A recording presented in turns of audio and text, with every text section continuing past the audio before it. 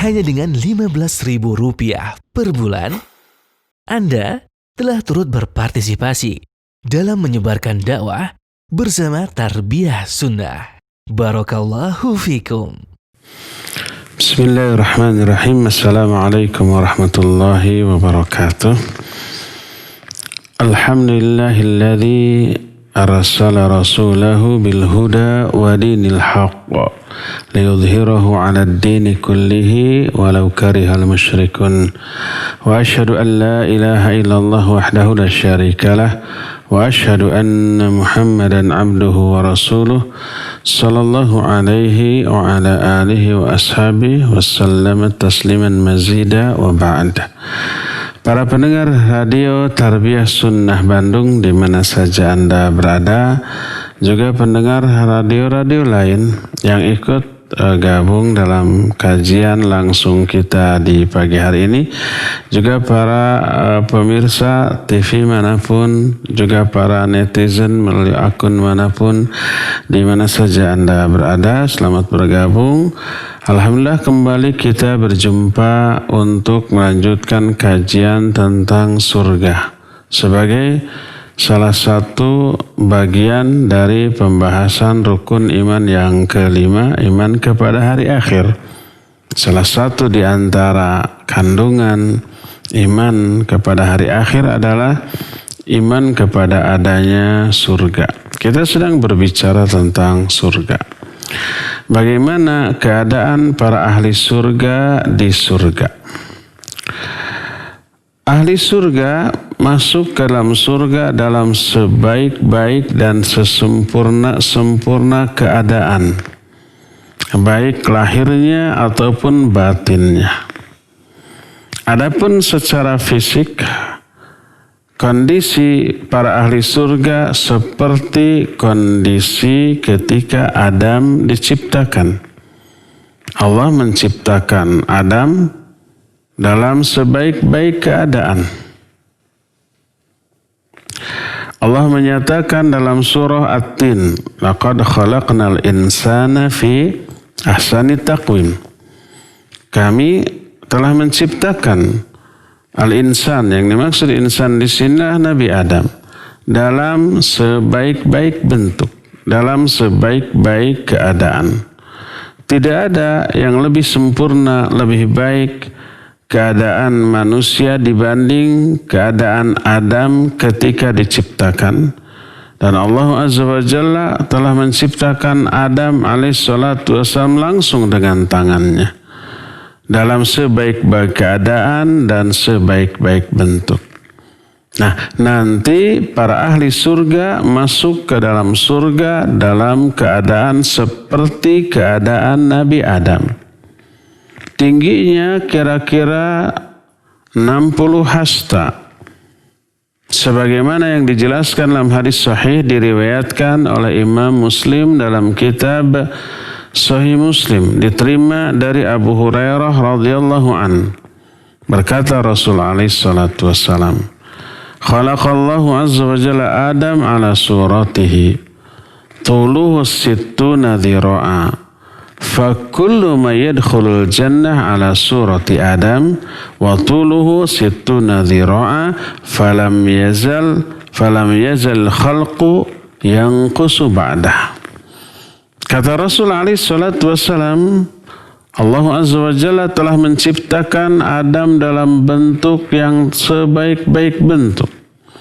Tingginya 60 hasta. Maka semua orang yang masuk ke dalam surga keadaannya seperti keadaan Nabi Adam, tingginya 60 hasta. Dan sejak saat itu ukuran manusia berkurang terus. Satu hasta itu hampir setengah meter, 46 sentimeter itu satu hasta. Ini ada 60 hasta. Hampir 30 meter tinggi Nabi Adam. Mungkin sekitar 28 atau 29 meter tingginya. Nah, sejak saat itu lalu ukuran manusia berkurang sampai di zaman kita, entah sudah berapa ribu tahun sejak Adam meninggal, Ukuran kita segini, 2 meter juga kurang ya. Kalau ada yang masih mencapai 2 meter disebut jangkorang. Anak muda sekarang mungkin gak paham apa itu jangkorang. Jangkorang itu apa? Tinggi.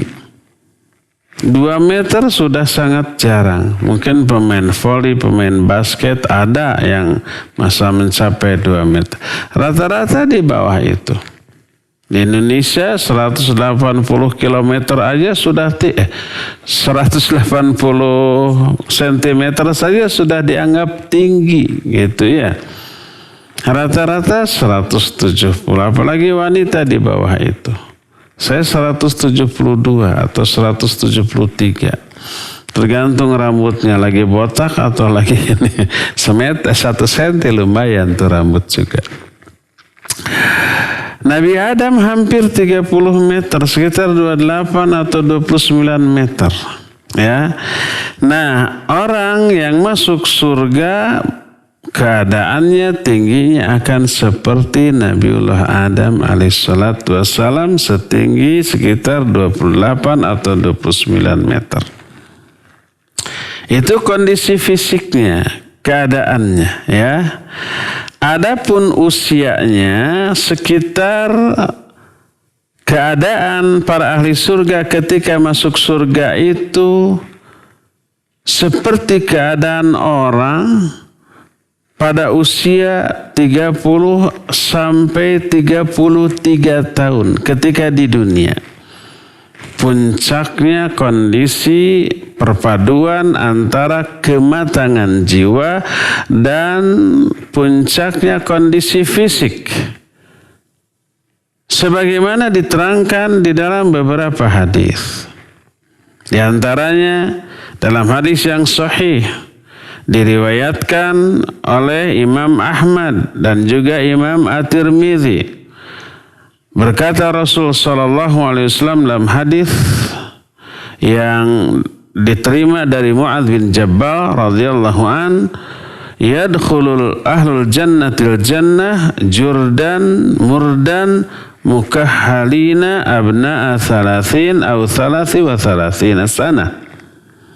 Kata Nabi alaihi salatu wasallam, para ahli surga akan masuk ke dalam surga dalam keadaan jurdan dan murdan. Mukahhalina, mereka dalam keadaan bercela. Matanya bukan tercela, matanya yang dicela. Dan itu keindahan dan sunnah laki-laki sekalipun untuk dicela. Dicelak bukan dicela, bukan dipoyokan, bukan dihina, bukan dibuli. Matanya dicelak ya, dicelak. Abna'a 30 atau 33 sana. Mereka seusia 30 atau 33 tahun. Jadi dalam 3 keadaan, jurdan, murdan, mukahhalin. Adapun makna jurdan itu jamak dari ajrad. Ajrad itu adalah orang yang karena mudanya tidak memiliki bulu apapun di dalam seluruh tubuhnya.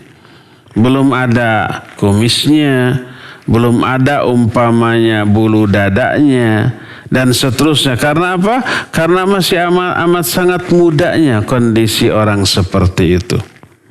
Adapun murdan bentuk jamak dari bahasa Arab amrad bukan dengan dha tapi dengan dal, itu orang yang masih belum memiliki bulu di dagunya, belum memiliki jenggot, sebagaimana yang diterangkan oleh Imam As-Sindi di dalam kitab Tahqiq Musnad Imam Ahmad.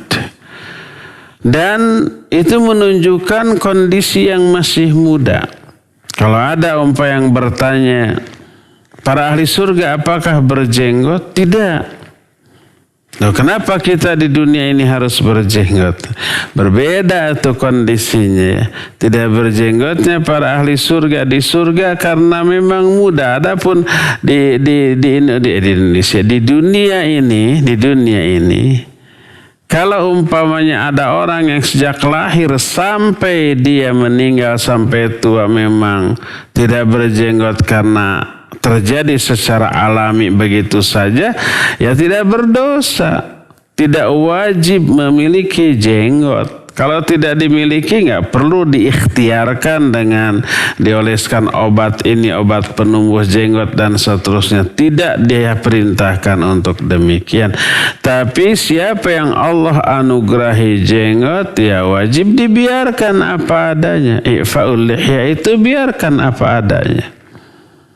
Dan jenggot itu tumbuh menunjukkan usia yang sudah mulai menua. Sudah mulai dewasa kemudian menua.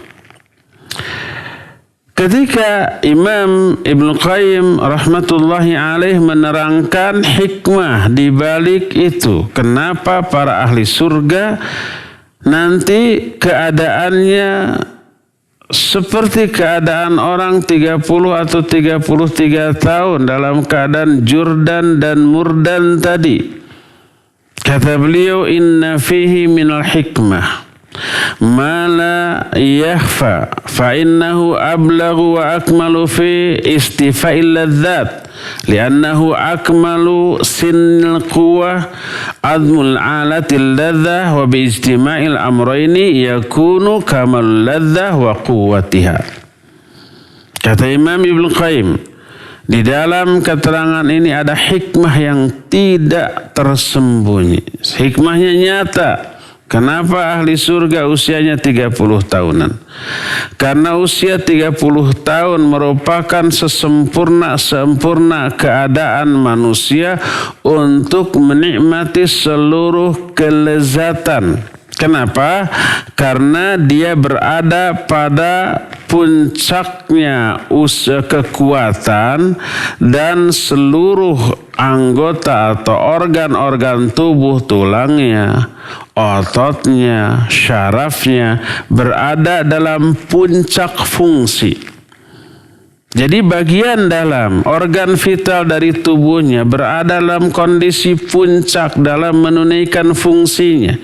Jantungnya, ginjalnya, paru-parunya, otot-ototnya, syaraf-syarafnya, semuanya.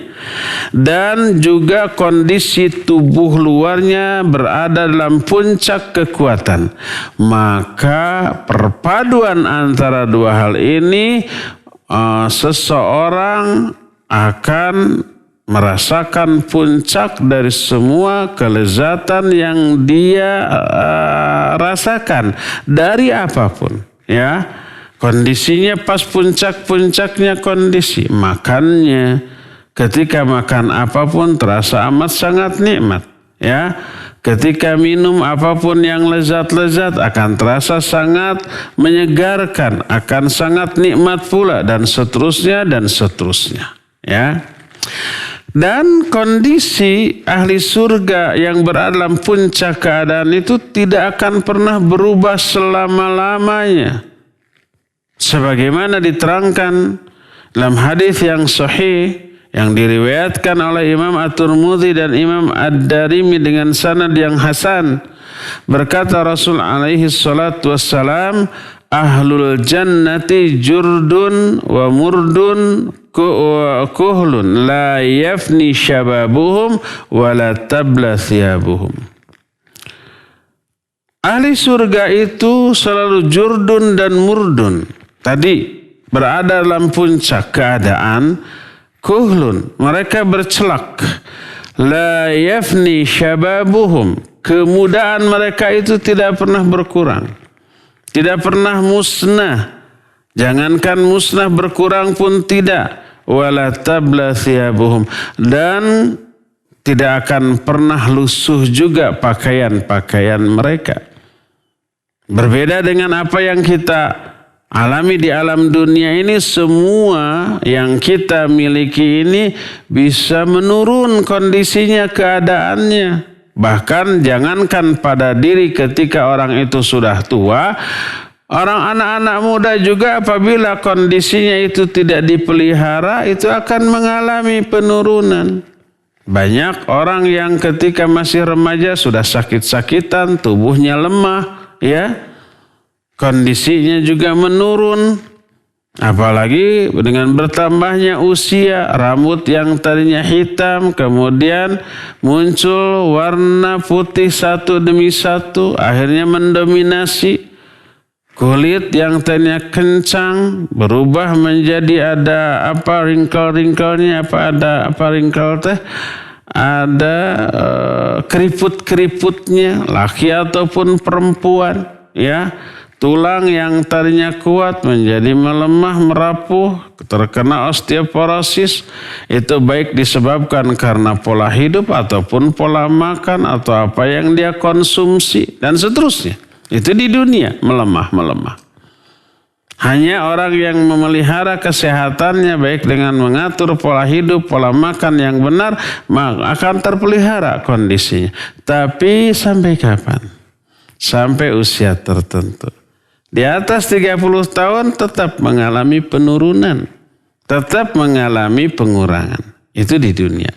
Adapun di surga maka kondisinya tidak akan pernah berubah. Disebutkan di dalam hadis tadi, la yafni syababuhum wala tabla thiyabuhum.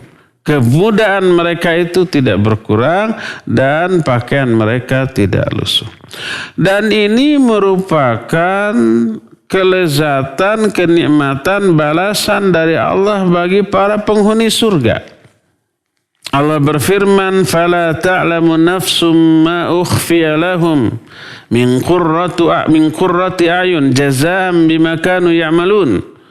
Jiwa manapun tidak akan mengetahui apa yang disembunyikan bagi mereka berupa kebahagiaan di surga, sebagai balasan atas amal-amal yang mereka lakukan. Nah, dalam hadis sahih riwayat Imam Bukhari dan Imam Muslim, dalam salah satu hadis qudsi, Allah berfirman, "A'dadtu li'ibadiyas shalihin ma la 'ainun ra'at wa la udhunun sami'at wa la khatara 'ala qalbil bashar." Kata Allah Azza wa Jalla, aku sudah siapkan bagi hamba-hambaku yang soleh kenikmatan yang tidak pernah terlihat oleh mata, tidak pernah terdengar oleh telinga, dan tidak pernah terhayalkan oleh pikiran manusia, oleh hati manusia.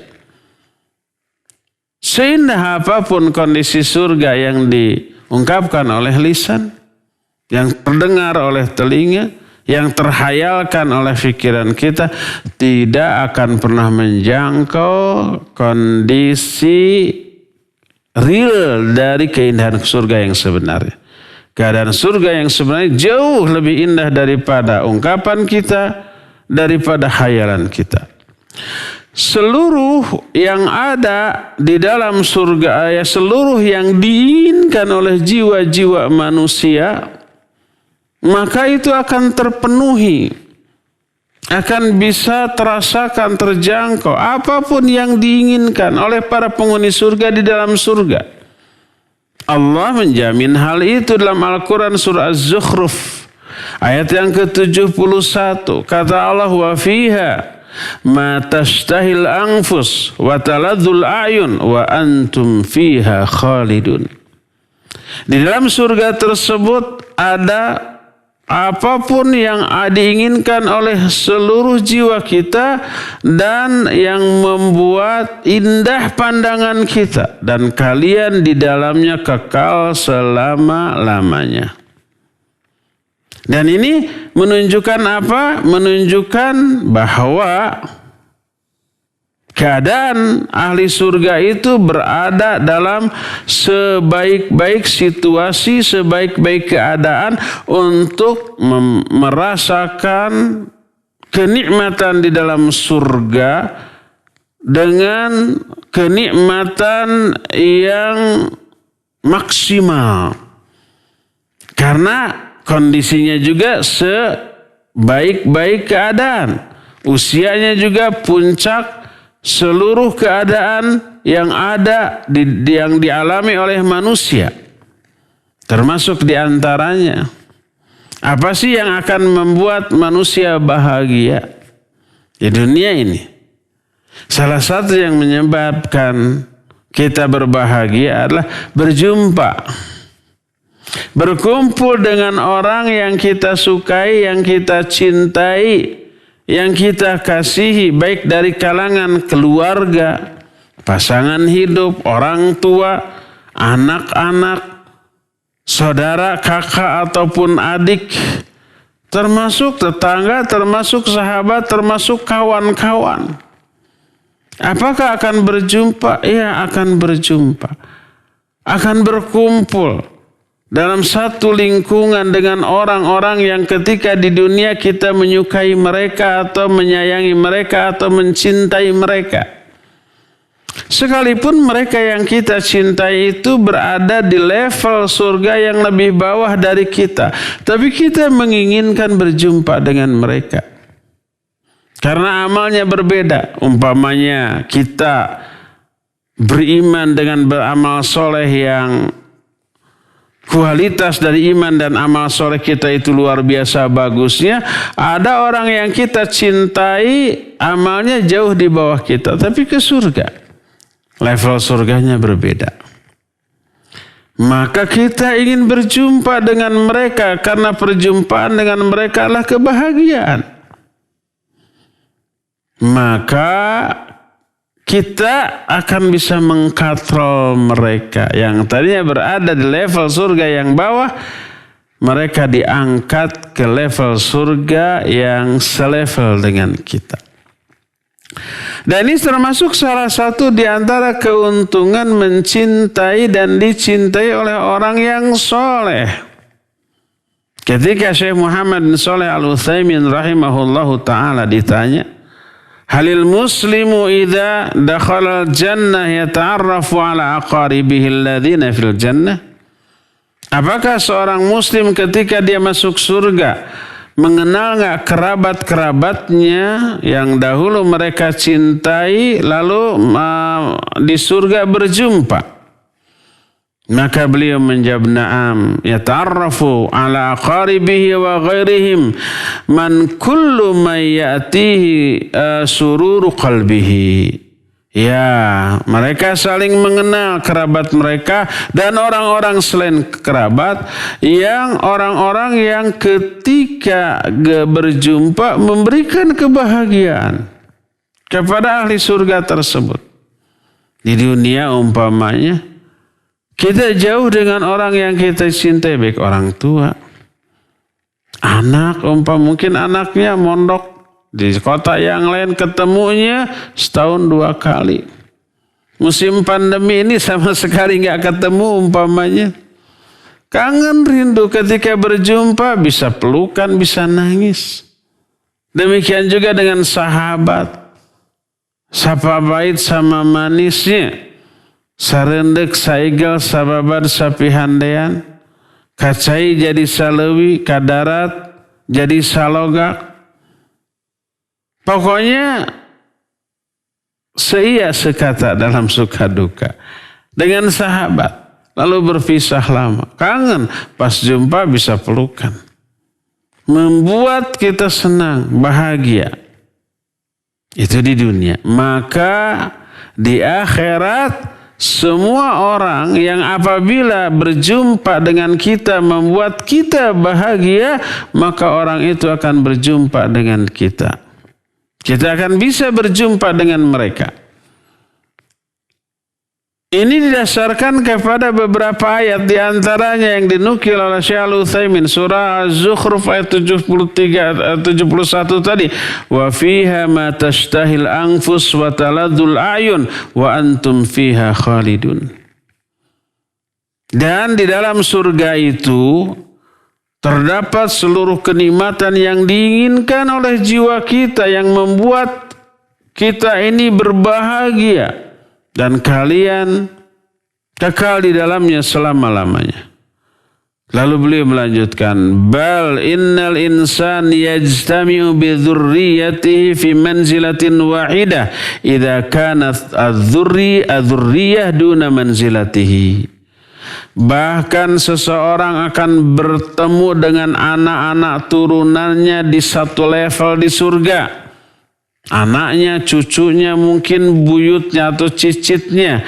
Apabila anak-anaknya, cucunya berada di level yang lebih bawah dari dia, nanti dikatrol, nanti dinaikkan level anak cucu orang tersebut selevel dengan dia.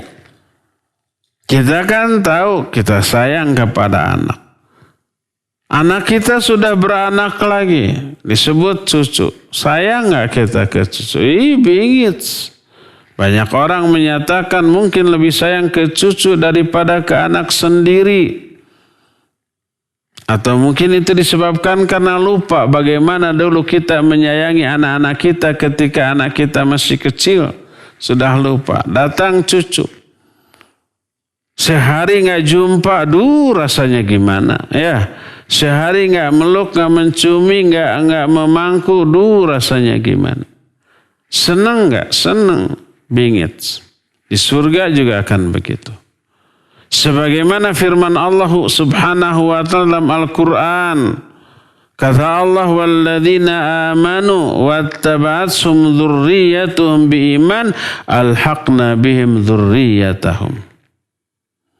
Dan orang-orang yang beriman lalu diikuti oleh anak-anak cucunya dalam keimanan. Dia beriman, anak cucunya sama beriman. Maka alhaqna bihim dzurriyyatahum. Kami akan satukan anak-anak turunan mereka bersama mereka. Kata Ibnu Abbas radhiyallahu anhuma ketika menerangkan ayat ini, maknanya anak cucu akan terangkat ke level di surga yang sama dengan level orang-orang tua mereka. Sekalipun amal dan iman anak-anak tersebut jauh berada di bawah level orang tua. Orang tuanya rajin ibadah, fardu kalaku, sunnah kalampah. Anak-anaknya hanya fardu kalaku, sunnah kalampah. Yang wajib saja yang dia lakukan, yang sunnahnya seringkali diabaikan. Berbeda dengan orang tuanya. Orang tuanya tidak hanya sekedar umpamanya sholat fardu yang 5 waktu, tapi rawatibnya, tahiyatul masjidnya, syukur wudunya, tahajudnya juga dilakukan. Anak-anaknya hanya sekedar yang fardu saja.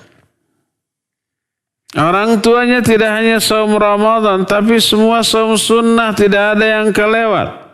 Senin Kamis satu daun, Ayamul Bid, saum-saum yang disunnahkan secara muayyan seperti Arafah, seperti Muharram, dan yang lain-lainnya. Anak-anaknya hanya yang fardu saja.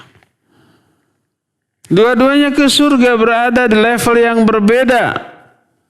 Kira-kira orang tua ini sedih nggak? Ya sedih lah, nggak bisa jumpa dengan anak. Dan kesedihan adalah sesuatu yang tidak akan teralami oleh ahli surga. Maka semua orang yang dia cintai, yang dia sukai, yang membuat dia bahagia bila berjumpa, akan berjumpa di surga nanti. Ini salah satu di antara bentuk kenikmatan. Ya, inilah kondisi dari ahli surga dari aspek fisik. Sama dengan kondisi Nabi Adam. Sangat muda, usianya kira-kira 30 tahun atau 33 tahun. Kemudian tingginya sekitar hampir 30 meteran. Sekitar 60 hasta. Dan itulah kondisi fisik dari para ahli surga. Tak ketinggalan, kondisi batinnya pun sebersih-bersih hati. Tidak ada keburukan dalam hati mereka. tidak ada iri, tidak ada dengki, tidak ada benci, tidak ada suudzon. Sebagaimana diterangkan di dalam hadis sahih riwayat Imam Muslim dari Abu Hurairah radhiyallahu an, ketika Nabi alaihi salatu wassalam menerangkan sifat-sifat para penghuni surga, bahwa rombongan awal yang masuk surga, mereka masuk surga dalam keadaan wajah mereka bercahaya seperti bulan di malam purnama. Nabi alaihi salatu wasallam menyatakan akhlaquhum ala khuluqi rajulin wahid ala surati abihim Adam sittuna dhira'an fis sama. Akhlak-akhlak mereka itu akhlak yang sama semuanya. Bentuk fisiknya seperti keadaan Nabi Adam. 60 hasta dari aspek tingginya. Dan ini menunjukkan bahwa mereka itu akhlaknya tidak ada yang menyakiti sesama penghuni surga yang lain. Karena apa? Karena seluruh karakter buruk yang mungkin pernah ada, pernah dimiliki di dunia, itu dicabut dari hati mereka. Tidak ada ghil, tidak ada dengki, tidak ada iri, tidak ada benci, tidak ada dendam, tidak ada sifat-sifat buruk apapun dalam diri ahli surga. Tidak ada cemburu. Walaupun satu lelaki surga nanti memiliki beberapa istri, termasuk salah satunya adalah istri dia di dunia, akan tetap menjadi istri dia di akhirat kalau dua-duanya masuk surga. Walaupun dia memiliki beberapa istri, sesama istrinya tidak ada rasa cemburu. Karena cemburu adalah apa? Adalah penderitaan. Cemburu adalah kondisi buruk dari kondisi hati seseorang. Itu sudah dicabut, tidak ada. Kok bisa? Ya bisa, Allah yang menguasai hati. Yang memberi rasa benci, rasa iri, rasa dengki, rasa cemburu di dunia kepada hati manusia, ya Allah. Nanti perasaan itu dicabut di akhirat, ya gampang bagi Allah Azza wa Jalla.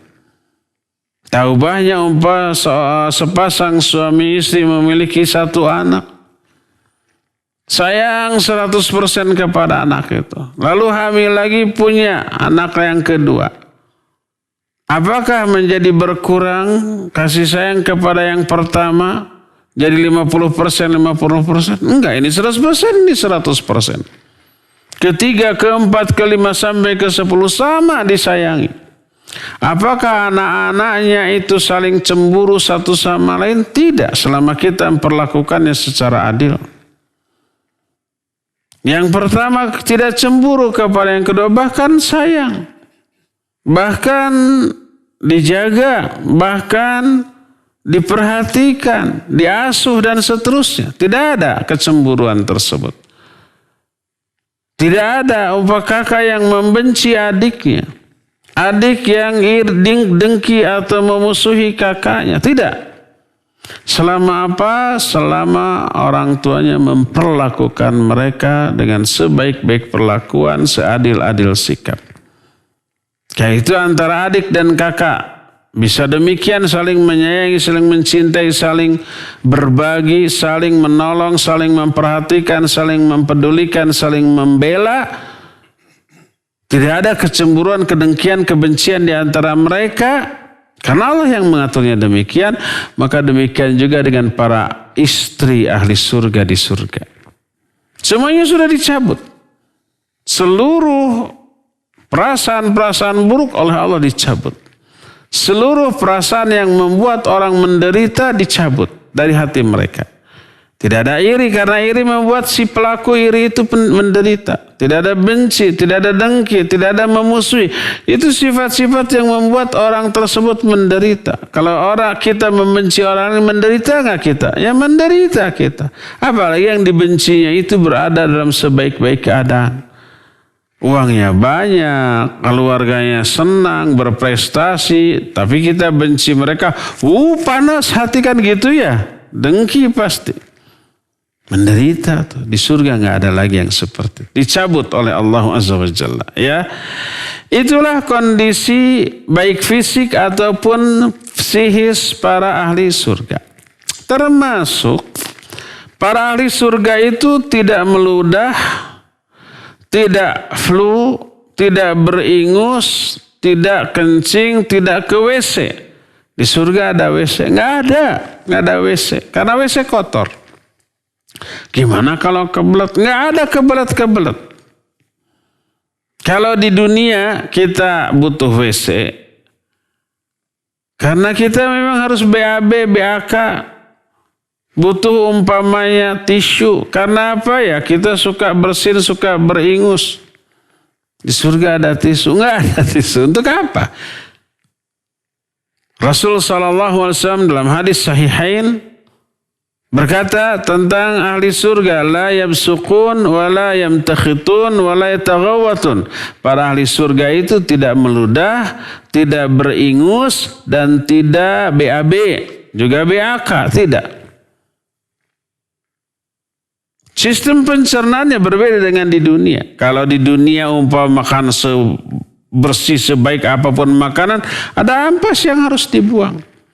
Melalui keringat, melalui ludah, melalui air kencing, melalui BAB gitu ya. Di akhirat tidak seperti itu. Ya. Termasuk tidak tidur loh. Bukankah tidur itu nikmat? Ya nikmat kalau kita lelah. Kalau kita ngantuk. Lelah, ngantuk adalah kelemahan yang tidak ada di surga. Tidur ketika harusnya kita bersenang-senang itu merugikan apa menguntungkan? Rugi kita. Kalau umpama kita ada acara yang kita senangi, lalu kita siap-siap agar fisik itu umpamanya fix gitu ya, agar fisik ini bagus ketika acara yang disenangi itu, kita istirahat tidur. Kebablasan ketiduran. Sampai kita nggak ikut acara yang kita senangi. Gimana tuh tidur ketika harus bersenang-senang? Nyeselnya bukan main. Nangis kita, aduh kenapa saya harus ketiduran begitu? Kenapa tidak masang alarm?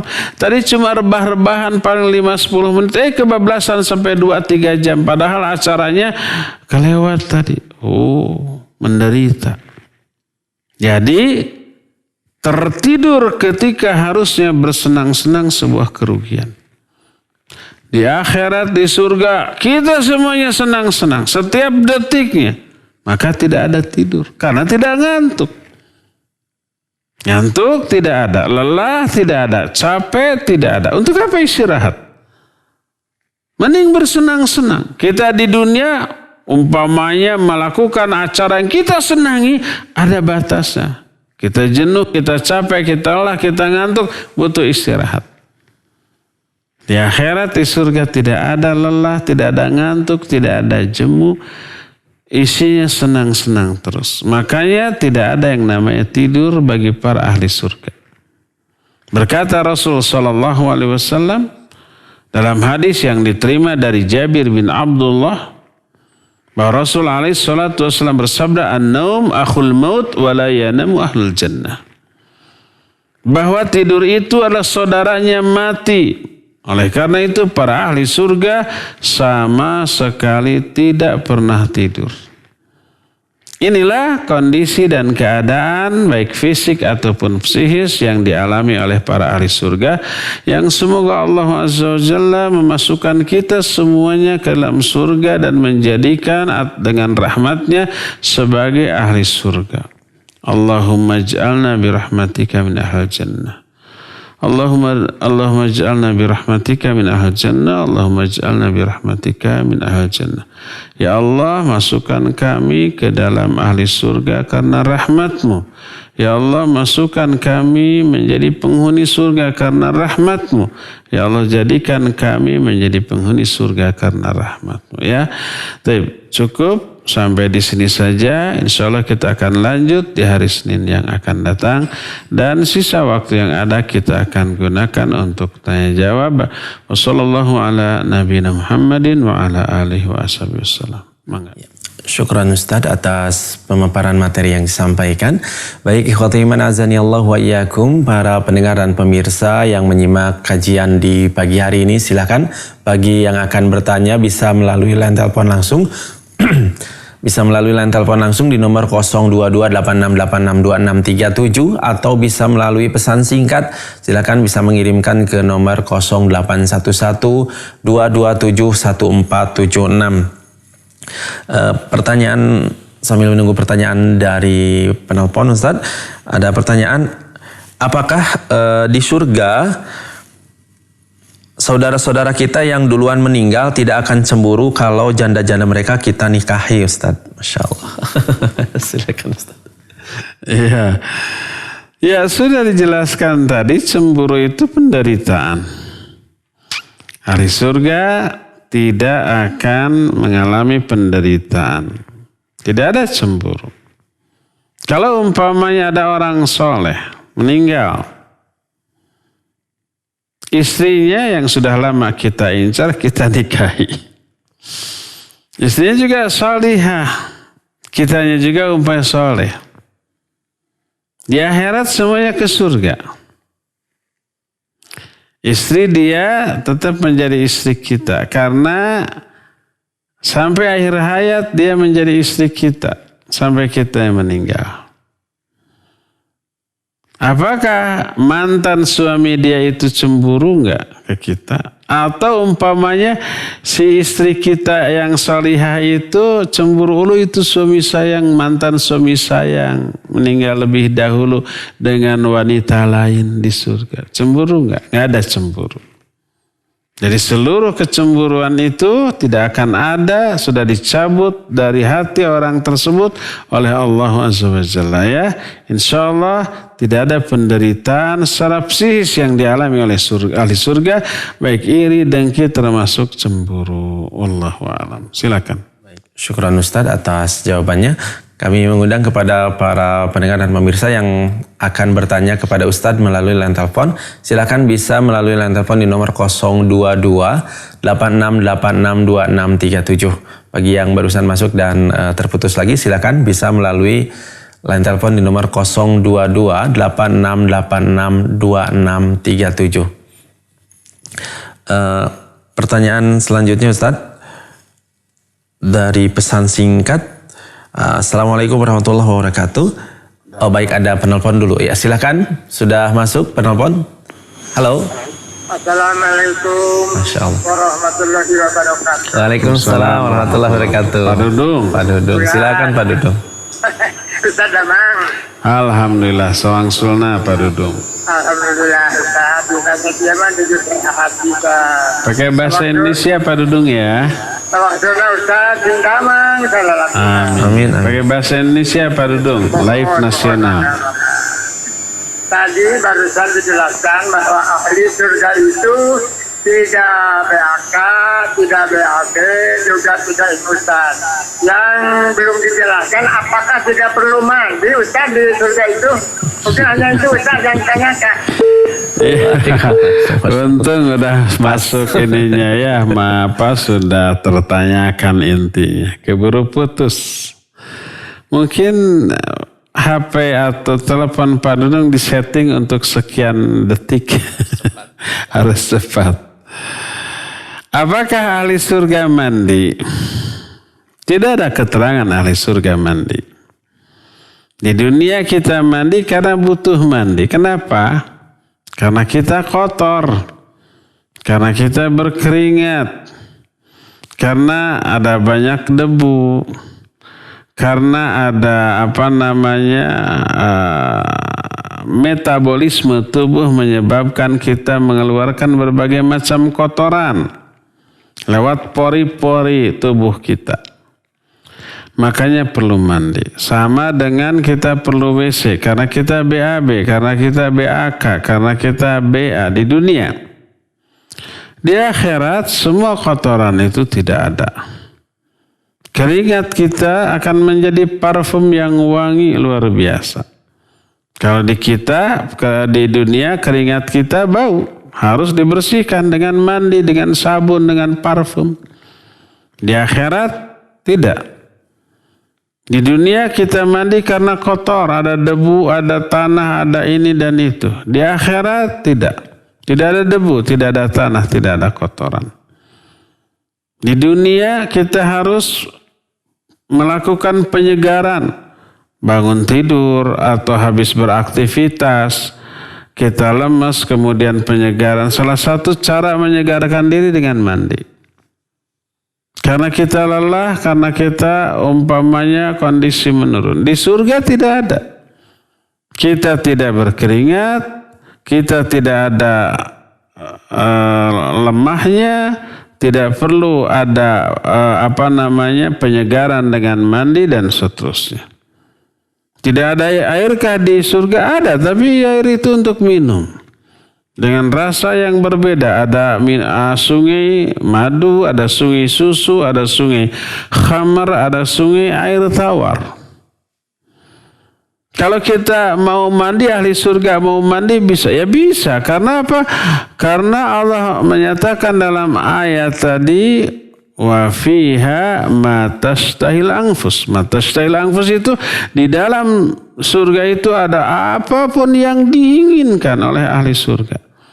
Kalau di dunia ada orang yang hobinya mandi. Kalau nggak mandi itu, waduh, bukan karena kotor. Walaupun bersih, walaupun segar, tapi dengan mandi itu ada kebahagiaan tersendiri umpamanya. Dengan cara berendam di bathtub, ada sensasi tersendiri.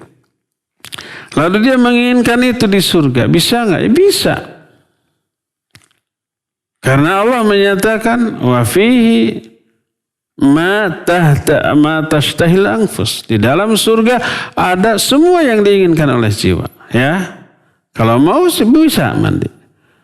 Tapi bukan karena kebutuhan. Tapi karena untuk kesenangan. Kita makan, kita minum bukan karena butuh makan atau butuh minum, karena lapar, karena haus, karena perlu gizi. Enggak. Tapi hanya sekadar untuk bersenang-senang menikmati kelezatan dari makanan dan minuman. Demikian juga mandi bukan karena butuh, tapi karena untuk bersenang-senang, ya bisa, ya. Pada intinya orang di sana tidak butuh mandi untuk membersihkan diri. Wallahu a'lam. Silakan. Syukran Ustaz atas jawabannya. Kita beralih ke penanya melalui pesan singkat Ustaz. Assalamualaikum, Ustaz, Ana dari Purwokerto. Kami 3 bersaudara laki-laki semua. Ibu saya sudah meninggal. Kakak saya mengaku secara lisan dialah yang paling sayang dengan ibu saya. Namun dia meninggalkan sholat wajib atau tidak ke masjid dan tidak sholat di rumah. Apakah ibu saya akan diazab karena dosa kakak saya itu? Yang kedua, apakah sholat dan amal dari anak kita akan menjadi penghapus dosa orang tuanya? Dan yang ketiga, apa nasihat Ustadz untuk saya sampaikan kepada kakak saya? Silakan Ustadz. Barakallahu fik, ikhwan di Purwokerto, berarti Jawa Tengahnya. Barakallahu fik. Semoga Allah beri hidayah kepada sang kakak tadi, ya. Kalau ada anak yang durhaka, tidak sholat, tidak saum, tidak menjalankan syariat Islam, apakah orang tuanya dosa? Tergantung. Kalau orang tuanya membiarkan, tidak mendidiknya, tidak membimbingnya, dibiarkan tumbuh secara liar semua, dia berdosa. Karena tidak menunaikan kewajibannya sebagai orang tua yang harus mendidik. Allah berfirman, ya ayyuhalladzina amanu qu anfusakum wa ahlikum nar. Hai orang-orang yang beriman, jaga diri kalian dan keluarga kalian dari api neraka. Mananya apa? Imam Ibnu Katsir menukil beberapa tafsiran dari para sahabat dan ulama-ulama salafus saleh. Ada yang menyatakan allimuhum bil faraid was sunan. Ajarkan kepada mereka perkara-perkara yang fardu, yang sunnah untuk diamalkan. Allimuhum al-Quran was sunnah. Ajarkan kepada mereka Quran dan Sunnah. Itu makna menjaga diri dan keluarga dari api neraka. Diajari agama ini. Dan tanggung jawab ini kelak akan ditanya. Kullukum ra'in wa kullukum mas'ulun an ra'iyatih. Setiap kalian pemimpin dan setiap kalian akan ditanya tentang kepemimpinan. Wal mar'atu ra'iyatun fi ahli baitiha. Wa mas'ulatun an ra'iyatiha. Seorang ibu, seorang wanita adalah pemimpin di rumahnya. Maka dia akan ditanya tentang kepemimpinan. Tugas dia seorang ibu untuk mendidik anak-anaknya dia ditanya. Kalau tidak ditunaikan dia berdosa. Itu pertama. Kedua, kalau orang tua sudah berupaya mendidik sejak TK disekolahkan TK, TPA. Masuk SD dipesantrenkan sampai SMA. Setelah masuk perguruan tinggi dia kuliah umpamanya di kota lain. Selalu memantau dengan telepon, dengan SMS, dengan WA, melalui media sosial. Tapi anaknya kemudian salah gaul. Gaul dengan orang-orang yang bejat, akhirnya ke bawah-bawah. Akhirnya meninggalkan sholat, meninggalkan shaum Ramadan. Ibunya nggak tahu. Karena dia sudah maksimal berusaha, sudah mendoakan. Di luar sepengetahuan dia, anaknya salah gaul, sangat mungkin. Lalu meninggalkan sholat. Tidak sholat, baik di masjid juga di rumah, ya. Ibunya tidak tahu. Maka ibunya tidak berdosa. Karena apa? Karena dia sudah melakukan kewajibannya sampai meninggalnya. Ya, apakah ibu ini berjumpa nggak dengan anaknya di surga? Ya enggak. Kalau anaknya mati dalam keadaan durhaka kemudian ke neraka, ya tidak bisa berjumpa. Suami istri tidak bisa berjumpa di akhirat kalau satu ke surga, satu ke neraka. Demikian juga anak dengan orang tua. Demikian juga adik dengan kakak. Demikian juga seseorang dengan sahabatnya. Satu ke surga, satu ke neraka, maka tidak akan bisa berjumpa. Ya. Jadi kondisinya demikian. Jadi kalau anak durhaka, tidak sholat, tidak menunaikan kewajiban, karena kelalaian orang tua dalam mendidik, orang tua dosa. Tapi kalau umpamanya anaknya itu sudah dididik maksimal, dari kecil sampai dewasa. Kemudian setelah dewasa dia berpisah. Mungkin berumah tangga. Setelah berumah tangga dia menikah dengan orang yang menjerumuskan dia ke dalam kedurhakaan. Mungkin istrinya umpamanya dipilih karena kecantikannya saja. Secara fisik karena kekayaannya. Tapi agamanya bejat. Akhirnya ke bawah-bawah. Orang tuanya tidak tahu. Orang tuanya tidak lagi bisa mengontrol kondisi anaknya karena terpisah jauh. Maka orang tua tidak berdosa. Karena sudah menunaikan kewajibannya. Ya. Apa yang harus dilakukan oleh si penanya? Pertama, jadikan dirinya menjadi anak yang soleh atau solihah. Nanti akan bisa menolong orang tuanya. Kedua, nasihati sang kakak tadi. Berikan peringatan dengan sebaik-baik cara. Kalau perlu singgung efek buruk kedurhakaan anak tersebut ke orang tua, kak atau mas. Kasihan ibu, kasihan ayah di akhirat nanti. Kalau emasnya ini tidak sholat, tidak menunaikan kewajiban, membebani orang tua lo. Nanti orang tua ditanya, kenapa anaknya dibiarkan seperti itu? Tolong selamatkan orang tua kita dari api neraka, dari azab dengan cara sholat mas, gitu ya, nasihati. Semoga Allah Azza wa Jalla memberikan hidayah dan jangan lupa mendoakannya, ya. Wallahu a'lam. Silakan lagi. Syukran Ustadz atas jawabannya, dan kita kembali mengundang kepada para pendengar dan pemirsa yang akan bertanya melalui line telepon. Silakan bisa melalui line telepon di nomor 0228686267 atau bisa melalui pesan singkat di nomor 081122771476. Baik, kita beralih ke penanya selanjutnya. Ustadz, kalau di surga jika ingin bertemu para sahabat, apakah bisa dikabulkan oleh Allah, Ustadz? Silahkan. Syukran jazakallahu khairan. Iya. Maksudnya sahabat kita apa sahabat Nabi? Kita dua-duanya aja ya. Bisakah kita berjumpa dengan para sahabat kita? Iya, kalau sahabat-sahabat kita sendiri ahli surga, kita juga ahli surga. Yang semoga Allah menjadikan kita semua menjadi ahli surga karena rahmatnya. Insya Allah kita bisa berjumpa. Kita punya sahabat dari kecil, bersahabat, kemudian terpisah karena sekolah yang berbeda, karena pindah kota, tapi selalu komunikasi lewat media sosial, tapi nggak pernah berjumpa, paling fisik gitu ya, video call, nggak pernah kopi darat, nggak pernah berjumpa. Lalu dua-duanya ke surga, ya akan berjumpa. Seperti yang tadi dikemukakan, Syaikhul Utsaimin menyatakan kita akan berjumpa dengan semua orang yang bila kita berjumpa dengan dia kita akan berbahagia. Sebagai salah satu bentuk kenikmatan yang Allah berikan kepada kita. Walaupun levelnya berbeda. Sahabat tersebut levelnya di bawah kita. Kita bisa katrol untuk berjumpa membuat kita bahagia, iya. Makanya Nabi SAW menyatakan al-mar'u ma'aman ahabba. Seseorang akan bersama-sama dengan orang yang dicintai.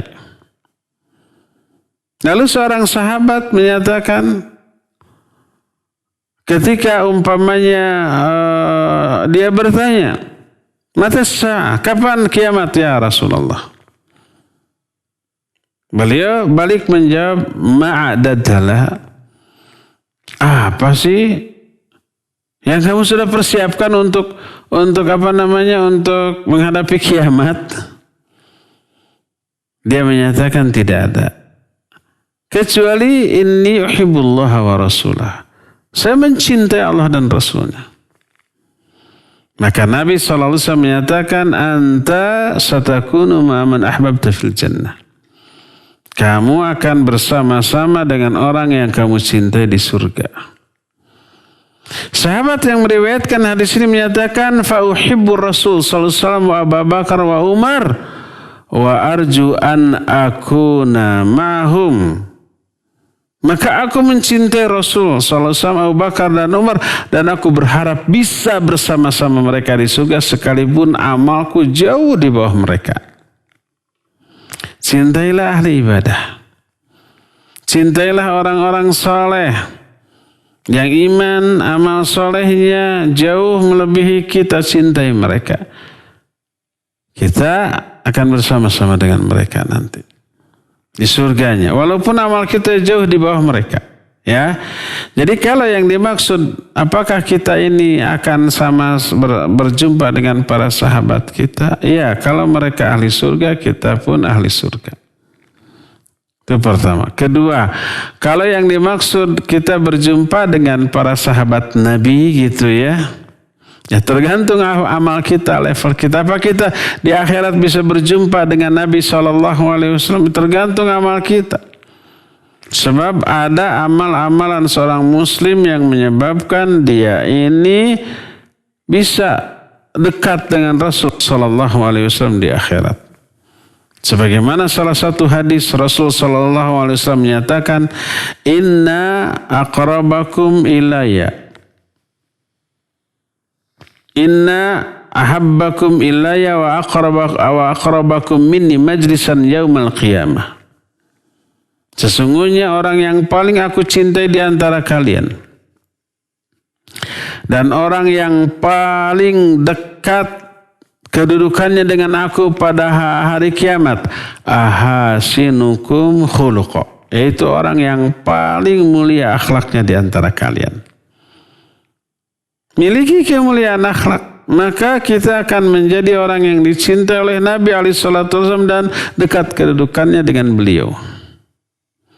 Seorang sahabat selalu menolong Nabi SAW menyiapkan air wudhu dan seterusnya, membawakan barang-barangnya.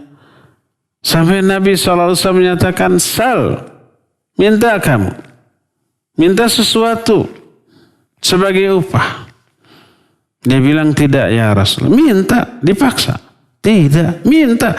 Akhirnya sahabat ini merasa tidak ada pilihan lain kecuali meminta. Meminta upah sebagai balasan atas bantuan yang dia berikan kepada Nabi SAW. Tapi permintaannya apa? Dia menyatakan, as'aluka murafaqataka fil jannah. Aku hanya meminta agar aku bisa mendampingimu di surga. Kekehwe walaupun minta akhirat. Aku ingin bisa mendampingi engkau di surga nanti ya Rasulullah. Bayangkan kecintaannya kepada Nabi dunia sampai akhirat. Apa kata Nabi SAW? Fa'inni ala nafsika bikathratis sujud.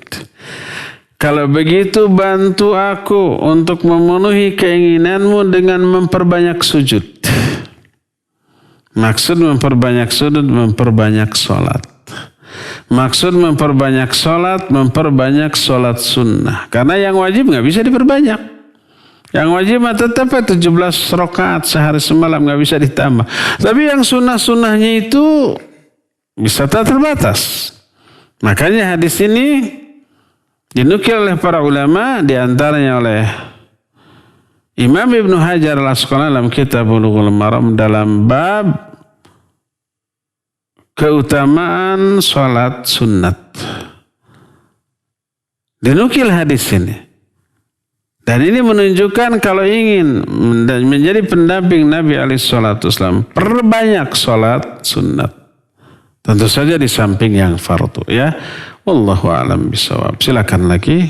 Syukran Ustaz atas jawabannya. Kita beralih ke penanya selanjutnya melalui pesan singkat dari Abu Hanan di Baros. Assalamualaikum Ustaz, kalau ada orang berhutang karena susah ditagih kemudian kita relakan, tapi kita masih berharap suatu saat orang tersebut membayarnya. Yang pertama, apakah nanti di akhirat masih ada perhitungan? Lalu yang kedua, apakah ini termasuk perbuatan baik dan berpahala sedangkan kita masih berharap orang tersebut membayar hutangnya? Silakan Ustaz. Barakallahu fik Hanan di Baros. Kalau yang dimaksud dengan merelakan itu menganggap lunas, sedekah, ya jangan berharap dibayar. Kalau berharap dibayar berarti belum mensedekahkan hutang tersebut. Kalau masih berharap dibayar, kalau mau udah sedekahkan, hubungi orangnya. Kalau ditelepon nggak diangkat, biasanya karena sudah menduga suudzon pasti nagih nih. WA saja. Hutang kamu sudah saya lunaskan. Itu sedekah untukmu. Ya. Karena melihat situasi, kondisi. Orang tersebut tidak memungkinkan untuk membayar. Kondisinya juga morat marit. Ya. Maka ya sudah. Kamu bebas dari hutang itu sedekah. Sudah. Jangan berharap untuk dibayar lagi. Nah itu pahalanya besar, bisa menyelamatkan dari azab dan bisa menggugurkan dosa-dosa kita. Ya, belum lagi orang tersebut nanti berdoa, ya Allah,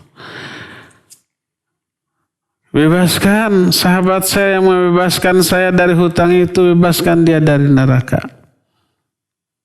Ganti hartanya, rizkinya puluhan kali lipat dari yang dia sedekahkan kepada saya.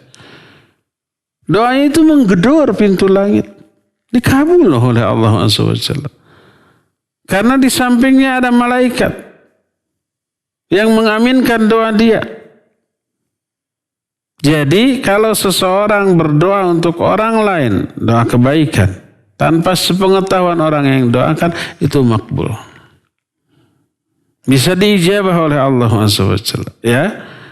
Maka itu sedekah. Maka di akhirat orang ini tidak akan ada lagi tagihan apa-apa, perhitungan apa-apa, azab apa-apa. Kalau kita sudah sedekahkan, sudah relakan, ya sudah, jangan berharap dibayar. Kalau masih berharap dibayar berarti belum disedekahkan. Tegas, jangan mudabdab begitu, jangan pertengahan, siapa tuh dibayar, ikhlas ya walaupun tidak dibayar, tapi siapa tuh dibayar, berarti belum sedekah. Kalau sudah sedekah lebih baik beritahu agar dia ngemplong, agar dia tidak terbebani, agar dia mendoakan kebaikan-kebaikan untuk kita ya. Demikian wallahu a'lam. Terakhir ya. Syukran Ustadz atas jawabannya. Kita berlanjut ke penanya dari Abu Fiza di Bogor. Bismillah. Ana pernah dengar maksudnya bersama-sama itu hanya sekedar mampu berkunjung ke kerabat kita yang surganya lebih tinggi Ustadz. Tetapi apa yang kita nikmati berbeda antara satu dan yang lainnya. Mohon pencerahannya. Syukran wa jazakallahu khair. Iya, barakallahu fiik. Mendengar dari siapa, dari mana? Kalau dia ahli ilmu, itu termasuk salah satu di antara pendapat. Boleh kita terima. Tapi kalau dia ustadz biasa tanpa menukil ahli ilmu dari kalangan para ulama, dia ijtihad atau menafsirkan sendiri, maka sebaiknya lebih memegang teguh apa yang dijelaskan oleh para sahabat dan para ulama ahli tafsir dalam hal ini. Ya, jadi seperti yang saya kemukakan tadi, bahwa Ibnu Abbas menyatakan ketika menerangkan walladzina amanu wattaba'athum dzurriyyatuhum bil iman alhaqna bihim dzurriyyatahum. Alhaqna bihim, kami ikutkan, kami gabungkan anak-anak mereka bersama mereka. Walaupun anak-anaknya itu berada di level surga yang lebih bawah, di katro. Penjelasan Syekh Al-Utsaimin juga seperti itu tadi. Ya, tanpa menyatakan tetap nanti dia akan hanya berkunjung, nanti dikembalikan lagi ke surga di level lebih bawah. Enggak begitu. Tidak diterangkan begitu oleh baik sahabat ataupun para ulama. Ya, demikian wallahu a'lam. Cukup sampai di sini. Insyaallah kita akan jumpa kembali Senin yang akan datang. Nanti jangan lupa jam 8 standby kembali ya di radio masing-masing, karena kita ada pembahasan kitab Ad-Da'u wad-Dawa ya. Subhanakallahumma bihamdik asyhadu an la ilaha illa anta astaghfiruka wa atubu ilaik. Walhamdulillahirabbil alamin. Wassalamualaikum warahmatullahi wabarakatuh.